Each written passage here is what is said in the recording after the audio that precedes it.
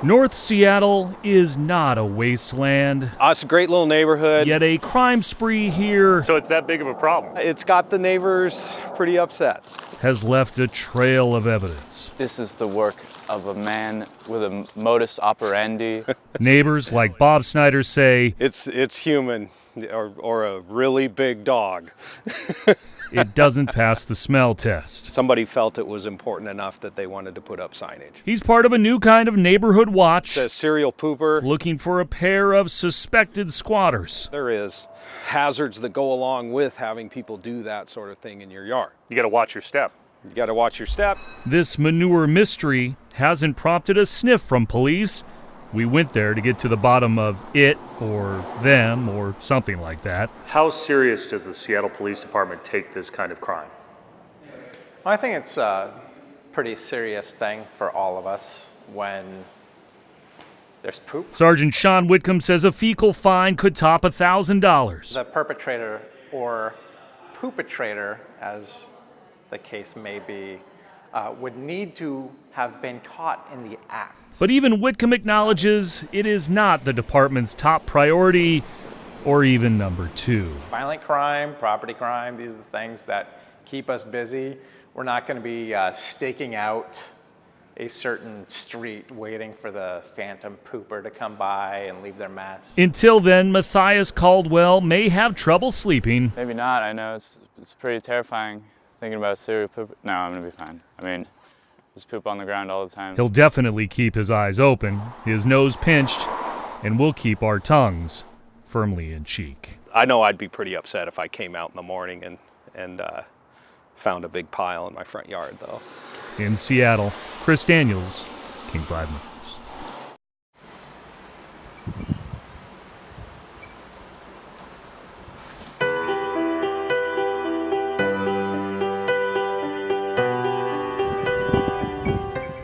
We're in front of my current home, 1921 Craftsman, old world charm aplenty. Stained glass windows inside my father made. It's a beautiful house. It's the American dream. It's what everyone wants right now and can't get in Seattle. And I've got it, barely.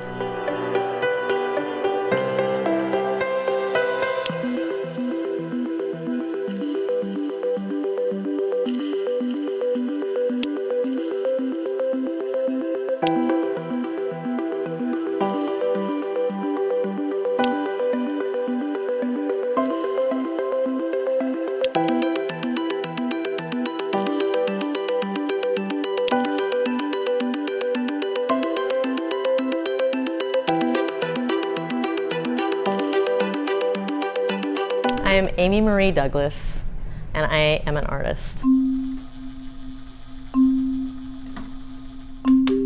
This is the letterpress studio at the School of Visual Concepts, downtown Seattle. I get to play with letters, I get to play with ink, I get to get my hands dirty, I get to feel the things that I create. Technology that's 100 years old is clinging to life here in Amazonia, 2 blocks away from the spheres. The things in this room, because of the equipment and the age and the wear and the tear, it is very much like this city, what the city is going through.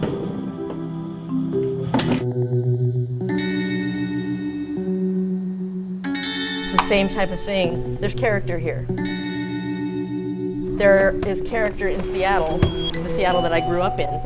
The little craftsmans, the Cape Cods, those things. We're losing that. We're getting all the gray boxes. They look exactly the same. You think the character of the city, sort of at its core, has changed? I do, definitely. It has. I think most Seattleites and natives that you would talk to would agree.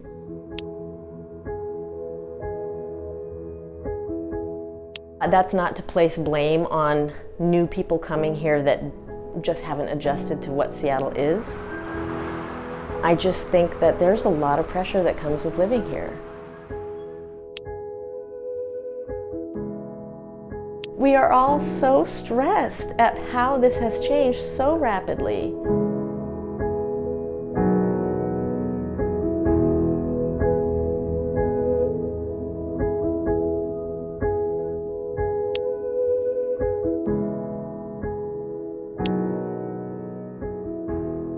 because I'm a contractor. I don't have benefits, I don't have health care, and honestly, I make a good living doing what I do, but I don't make enough to pay for my own health care and pay this mortgage, and pay the gas, the electricity, a car payment. So a renter would look at you and say, she's so lucky, she owns her house. It's not that simple, right? It's not that simple.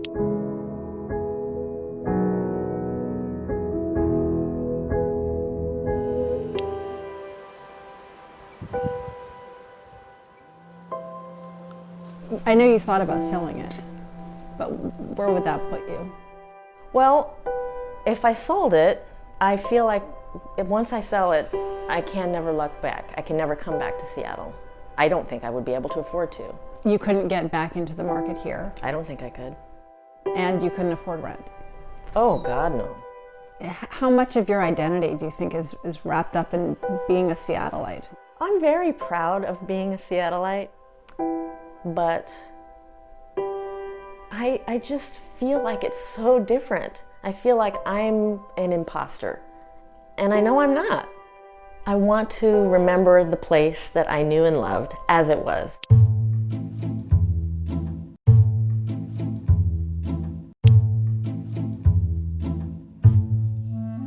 This is Spud Fish and Chips at Green Lake in Seattle. Everything about this place is unique. It's been here since 1940. It's funky, it's tiny. It was just a great family place. And we're gonna lose this icon, this architecture, for another large box with efficiency units. This used to be the Food Giant. Today it is the Wallingford QFC. It's really no different than any other fancy grocery store. It was just kind of a neighborhood place, and you could focus on just doing small town things when it used to be a small town here in Seattle. So this is what it is now. There are magical moments in some of those places that no longer exist.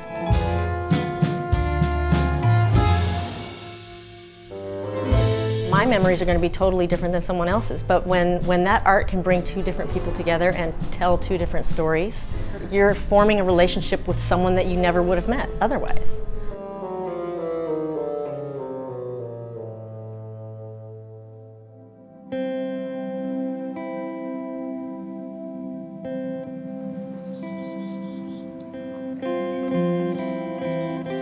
How does your story end? That's a good one. I think if I'm going to be realistic about it, I think it ends with me going elsewhere. Gotta make a move to a town that's right for me.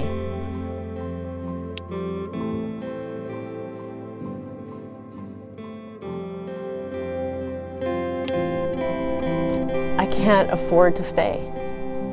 I would compromise too many things that are important to me to fight the good fight and struggle to afford this.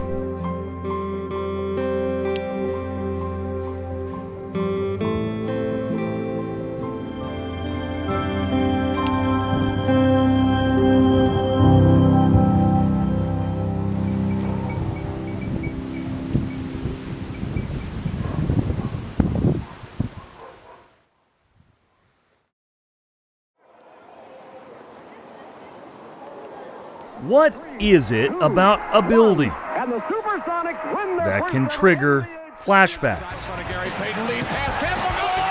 I was down there watching LeBron play my Sonics. Recollections, memories, Some of the best memories of my life. the kind people like to relive. Key Arena did that Friday night. Key Arena for the very last time. No, it makes you feel good, and yet it makes you feel sad. This is a place with bones from the 1960s that got a facelift in the 90s and gave birth to a legend in 2008. Just finally being a professional, having my own car, my own house, just having a little bit of responsibility for the first time I can remember where it kind of all started. Kevin Durant came home. He's got his green shoes ready, and it's going to be really fun to be part of it. He's the baddest, I can't say it on TV, but he's the baddest your mouth I ever seen in my life. Durant is the last of the Sonics, where he played his rookie year. It was a simpler time then. I'm 8 years old. Cordell Jones wasn't alive. Do you remember the Sonics at all? Have you heard anything about the Sonics? No, because I wasn't born yet. There was a Sonic boom before Seattle did something similar. Just ask Slick Watts. Last Dance is kind of touchy. You get a little emotional. The original green and gold icon who never left the city.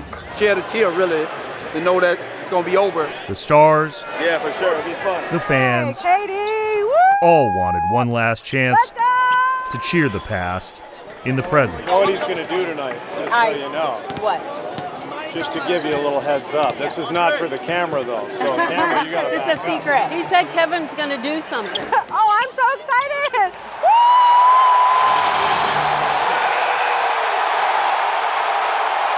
Oh, that's awesome! A collective consciousness that ignited a roar 10 years in the making. NBA is back in Seattle for tonight, but hopefully it's back forever soon. No shortage of nostalgia.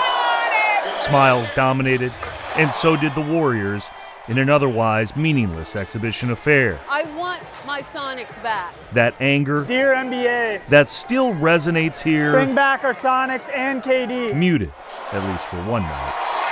A civic celebration of what was I miss the Sonics so badly. and what could be with a changing footprint at Seattle Center.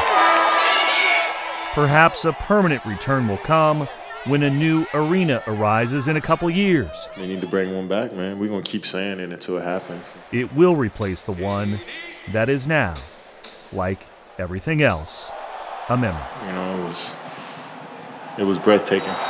At Key Arena, Chris Daniels, King 5 News. Ladies and gentlemen, lend me your ears. And let me tell you about what's going on in Buckley today. So today we're out here at the Highland Games. And the name of that game is Strength. A lot of yelling, spinning around. It's fantastic. Strength of body. Oh, almost. Strength of lungs. The louder you yell, it scares the weight further. There it is, Dad. 56, 8 1/2. But most importantly, Pretty good. It's pretty good. strength in numbers. Today is our 5th annual Mo Throw. It's a Scottish Highland game for charity. It benefits the Movember Foundation. These men and women in kilts are raising money and awareness for men's health. You know, even though we're out here being physical, being loud, there's also that other side that it's kind of silently speaking for. You know, it's the mental health side, it's the suicides, it's all the cancers that men deal with. Castamilla, affectionately called Tea Kettle, I know. started the Mo Throw 5 years ago as a way for Northwest Highland athletes to use their strength to help those battling the truly tough stuff in life. Some people have had it hit close to home, and especially with some of our masters athlete, as soon as I mentioned the testicular cancer, they were like, we're in. Each athlete has their own reason for competing today, like Charity Snellgrove. Yeah, but I mean, you've got a good story. Yeah, that's true. That's true. Her husband Michael can start that story. Her dad got sick, and she donated a kidney to her father. She started, they told her she had to get in shape. So she started lifting. And so I would come to the games all the time, and I would always kind of see everybody throwing. I thought, oh, you know what? Maybe that's a good way as an adult to go and compete. Because of her dedication to her father's health, she gained new strength in body. But it was her strength of character. Oh, dang it. That's given much more. All right, thank you. He is doing really well today and able to work and just continue thriving. Yeah, gave him the gift of 25 years of life. Pretty cool.